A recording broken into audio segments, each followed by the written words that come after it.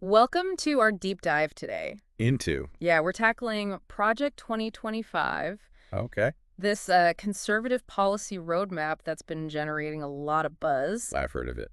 Um, it's like a blueprint for how conservative leaders envision governing if they win the 2025 election. Mm. And our main source is this Yeah. dense book titled Mandate for Leadership 2025, The Conservative Promise, published by the Heritage Foundation. Oh, wow. So Like, hot off the presses. it's pretty recent. Yeah. What's intriguing is that over 400 experts contributed to this. Really? Yeah, former government officials, economists, you name it. Oh, wow. So it's quite an assembly of conservative thought leaders. Yeah. Wouldn't you say? Definitely. Okay. It makes you wonder if this is a sign of the conservative movement becoming more unified or maybe even more strategic in their approach to policymaking. Yeah, possibly even a little bit of both. Right. You see, this project actually harkens back to the original mandate for leadership created for Reagan Oh, really? in 1980. But this time it's on a much grander scale, involving a broader range of organizations. That's a fascinating historical parallel. Yeah. Do you think this signals a shift in the conservative movement? Potentially. Or are they simply adapting their tactics for a new political landscape? Well, it's probably a combination of factors. Hmm. The political landscape is undeniably more complex today. Yeah. And this project, with its 4 pillars, seems to reflect that. 4 pillars, huh? Yeah. Okay. So you have the book itself, Right. which lays out the policy recommendations. But then you also have this personnel database. A database. Yeah, almost like a conservative LinkedIn for government roles. Wow. They're not just thinking about ideas, they're thinking of who will implement them. That's a detail I hadn't really considered before. Yeah. It speaks to a level of preparedness that goes beyond simply outlining policy positions. It seems they're aiming to hit the ground running, so to speak. Precisely. And then there's the Presidential Administration Academy, Oh, yeah? an online training program Interesting. to equip individuals for government service. Mm. It almost feels like they're building a shadow government ready to step in and take the reins. Yeah. It does make you wonder about the implications of such a program. Right. Are they trying to create a more ideologically uniform government? Mm. Or is this about ensuring competence and efficiency in their potential appointees? I think that's a great question. Yeah, And then, of course, there's the playbook. the playbook. Agency-specific transition plans, Oh, wow. primed for day one. So they've really thought this through. They're leaving nothing to chance. Okay, so let's delve into the heart of this conservative promise. Okay. The book centers around 4 key promises. Right. With the first being restoring the family as the heart of American life and protecting children. Yeah. This seems to be a recurring theme in conservative politics, wouldn't you say? Absolutely. It's a cornerstone of their ideology. Right. But what's interesting here is the book's argument that the government should actively support families, not replace them. Okay. They view the family, not the government, as the most vital unit of society. Yeah. So this seems to challenge the traditional conservative stance of limited government involvement in family matters. That's a thought-provoking point. Yeah. It seems to suggest a more nuanced approach to the role of government. Uh-huh. Could this be a way of appealing to a broader audience, perhaps those who might typically shy away from a more hands-off approach? That's certainly possible. Yeah. They advocate for utilizing tax policy to benefit families, for example, Okay. eliminating marriage penalties and implementing tax breaks that specifically support family formation and stability. So in a way, they're trying to incentivize certain behaviors through economic policy. Yeah. But what about other aspects of family life, like education? Right. How do they address that? They're very vocal about education. Okay. They strongly champion parental rights, Mm. pushing for school choice and advocating for cuts to federal funding for institutions that, in their view, fail to prioritize those rights. They also call for curricular reforms, Such as? specifically the removal of what they term critical race theory and gender ideology from public school curricula. These are undeniably hot-button issues Yeah. that often spark heated debate. Mm-hmm. Do you think their approach is likely to unify or further polarize the conversation around education? That's a really difficult question. Yeah. Their stance is bound to be met with strong opposition from those who see it as an attempt to impose a specific ideological framework on education. Right. Yeah, And what about the elephant in the room, abortion? right. How does the book address this perennial issue? They celebrate the overturning of Roe v. Wade as a major victory, Okay. but emphasize the need for continued efforts to protect the unborn at both the state and federal level. So it's clear this remains a top priority for them. Yeah. It'll be interesting to see how these different approaches to family policy play out if they have the opportunity to implement them. Yeah. It seems they're aiming for a delicate balance between promoting family values and respecting individual choices. Right. But now let's shift our focus to their second promise, Okay. dismantling the administrative state.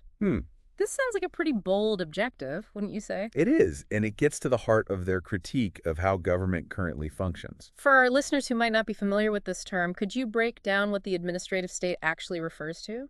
Certainly. Okay. In essence, the administrative state refers to the vast network of federal agencies and the unelected bureaucrats within them, Right. who are responsible for implementing and enforcing a wide range of regulations and policies. Okay. Think of agencies like the EPA, the FDA, the Department of Education. These are all part of the administrative state. So they're essentially arguing that the structure has become too powerful, too unwieldy. Exactly. Okay. They view it as an unconstitutional power grab by the executive branch that undermines the legislative role of Congress. They argue that has led to an overreach of government power and a stifling of individual liberty. Their proposed solutions are quite radical, wouldn't you say? They are. They suggest firing federal bureaucrats, even outlining strategies to circumvent civil service protections. It's a bold move, for sure. Yeah. And it's not just about personnel. Right. They also want to eliminate what they deem wasteful and corrupt government departments and programs. No. They're advocating for a significant downsizing of the federal government. This seems like a massive undertaking, Yeah, and it's bound to face significant opposition. I would imagine. What are their arguments for why such a drastic overhaul is necessary? They believe that the administrative state has become a breeding ground for inefficiency, Okay. corruption, and what they call woke ideology. They argue that it's a system that's become unaccountable to the people it's supposed to serve. So they're not just aiming to shrink the size of government, they're Yep. aiming to fundamentally change its culture and ideology. You're absolutely right. This seems to be a common thread running through all of their proposals. This desire to reshape the culture of government is a key driver of their agenda. Right. And to achieve that, they also propose restoring congressional authority over the federal budget and agency rulemaking. They want to shift power back to elected officials Okay. and away from unelected bureaucrats. This definitely paints a picture of a more streamlined, ideologically driven government. It would certainly be a significant departure from the status quo. Yeah, But we've only just scratched the surface of their vision for a conservative America. right. We still have 2 more promises to explore: Okay. defending American sovereignty and securing individual liberty in the pursuit of happiness. From what we've seen so far, it's safe to say those sections will be just as thought-provoking, perhaps even more so. Indeed. Yeah. They delve into some very contentious issues, Okay. particularly their stance on China and their vision for a more individualistic society. It's clear that this Project 2025 offers a comprehensive and some might say controversial roadmap for a conservative future. Yeah, We've unpacked a lot already, right. but there's much more to discuss. I agree. Stay with us as we continue our deep dive into this ambitious project and its potential implications for America's future. All right. So now shifting gears to their third promise, defending American sovereignty. This section really zeroes in on what they see as threats Okay. from globalization, international organizations, Right. and one country in particular, Okay. China. China. Yeah. It's interesting how they frame this. Yeah. Almost like a call to reclaim American power on the world stage. They're particularly critical of what they call globalist elites within America, Right. arguing that these elites have prioritized global interests over American ones. Yeah, they contend that these elites, in their embrace of globalization and institutions like the UN, have essentially betrayed American interests and left the average American behind. They point to trade deals and foreign policy decisions Right. that they believe have benefited other countries at the expense of American jobs and security. It's a populist argument that we've heard before, Yeah. but it seems to be gaining traction in certain circles, and it's clear that China is their main target. Right. They use very strong language, even labeling China a totalitarian power that poses a direct threat to the U.S. Right. And this goes beyond just economic competition. Okay. They view China as a rival ideology, a challenge to American values and democratic principles. They see China's growing economic and military might as a direct threat to U.S. dominance on the world stage. Their proposed solutions are pretty drastic, wouldn't you say? Yeah. They talk about withdrawing from international agreements, securing the border, and even decoupling the U.S. economy from China's. It's complete reorientation of American foreign policy. Wow. They want to move away from multilateralism and global engagement and adopt a more unilateral, America-first approach. Some might argue that this is a recipe for isolationism. Right. And could damage America's standing in the world. Yeah. How do they address that concern? They argue that America has been weakened by its involvement in these global institutions and entangling alliances. They believe that a strong America focused on its own interests will ultimately be more respected and influential on the world stage. This is a debate that's likely to continue for some time. Right. And it's not just about abstract geopolitical strategy. Right. They get very specific with their recommendations, like banning TikTok and Confucius Institutes, which they see as tools of Chinese influence. Yes.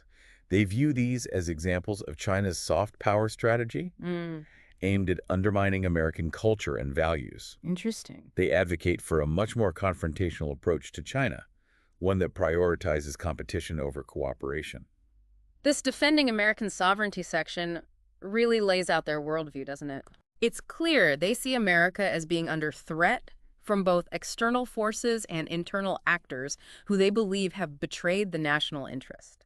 It's a very stark vision, and it's sure to appeal to those who feel that America has lost its way on the world stage. It's a vision that resonates with a certain segment of the population, no doubt. Yeah.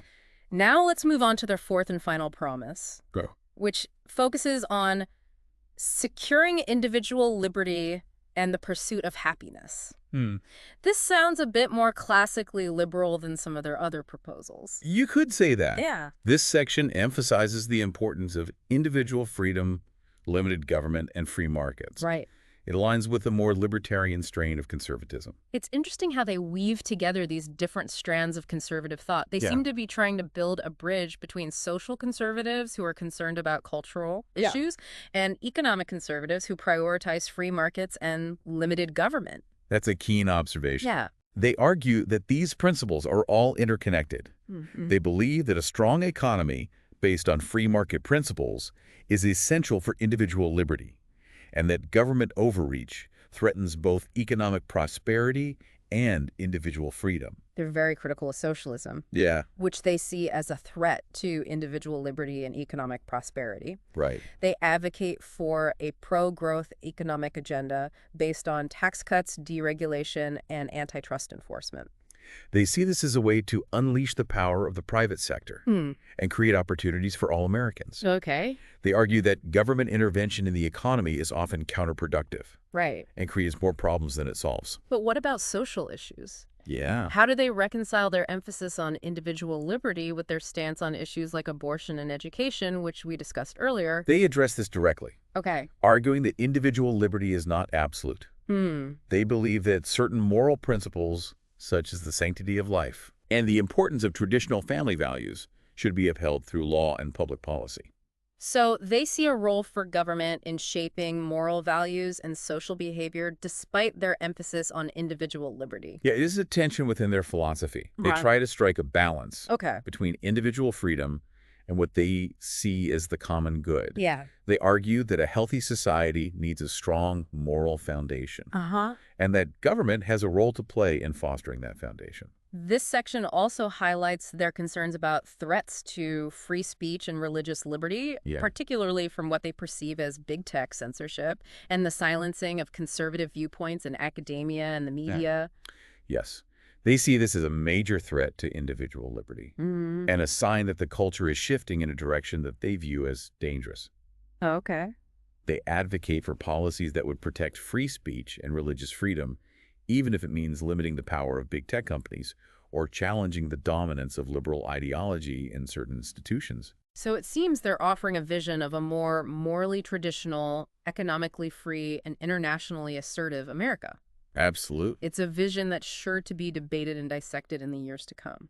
Project 2025 is a bold and provocative attempt to articulate a comprehensive, conservative vision for the future of America. Right. It's a vision that will resonate with some and repel others, but it's one that deserves to be understood and engaged with seriously. Project 2025 has given us a lot to think about.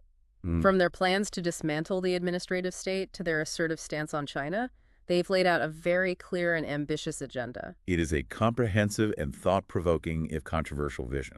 What stands out to you from this exploration of Project 2025? What I find most fascinating is how they try to weave together these different strands of conservative thought. Yeah. Social conservatism, Yeah. economic libertarianism, and a hawkish foreign policy into a coherent whole. It's like they're trying to build a new conservative consensus. Yeah.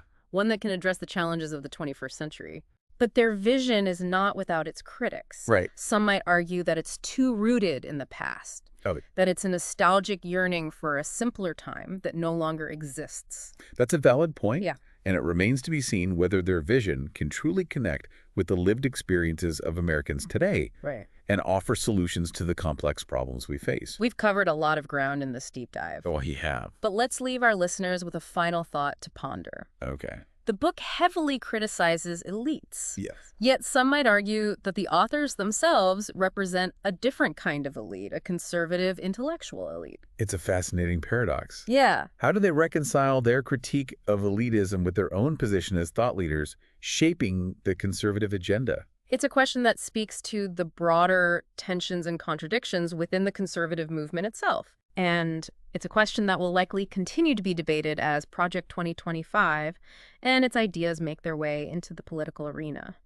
As we've been going through Project 2025 and their vision for America, Right. I keep noticing all these references back to the Reagan era. Yeah. Like they're looking back to that time for guidance and inspiration. It's very much intentional. The authors of Mandate for Leadership 2025 don't shy away from those Reagan comparisons at all. They see this as a continuation of his legacy, revitalizing those core conservative principles that defined his presidency. Makes you wonder, though, Yeah. are they tapping into like a real yearning for those times? Hmm. Or is it more about strategic branding, Oh, evoking this nostalgia? yeah. Maybe for simpler solutions to what are actually very complex problems. Well, it could be a little both. Right. I mean, think back to the context of the Reagan era, Okay. the Cold War, the battle against communism, Right. this emphasis on individual freedom and free markets as like a counterpoint to that Soviet-style collectivism. Yeah, I see the parallels. So they're drawing these parallels between those challenges back then Okay. and what they see as the threats that America faces now. The rise of China as this global power, concerns about economic globalization and cultural shifts. Exactly. It's like they're saying, we've faced down these kinds of challenges before, and we can do it again. Exactly. You know? And just like Reagan, they're advocating for this bold departure from the status quo. Okay. They argue that incrementalism and compromise just won't cut it.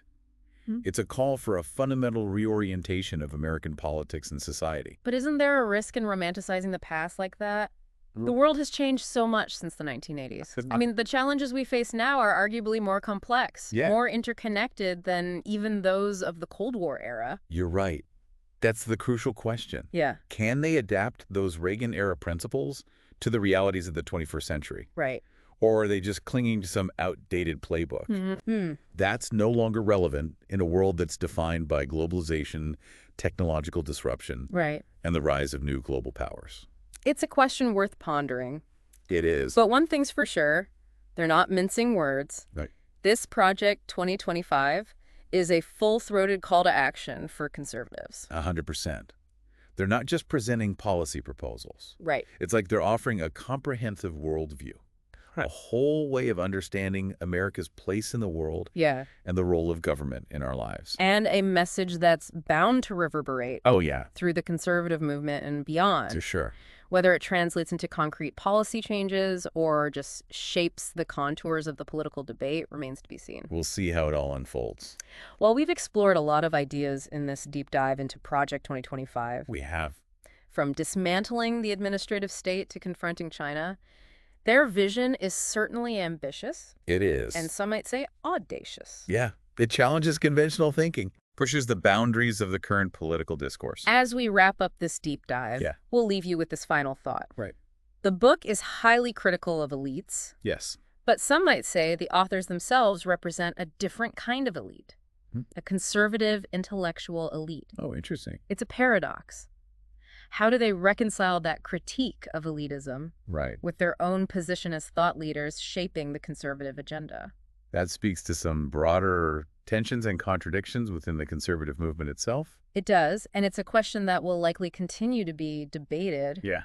as Project 2025 and its ideas make their way into the political arena. Thank you for joining us on this deep dive. We'll be back soon with another exploration of the ideas shaping our world.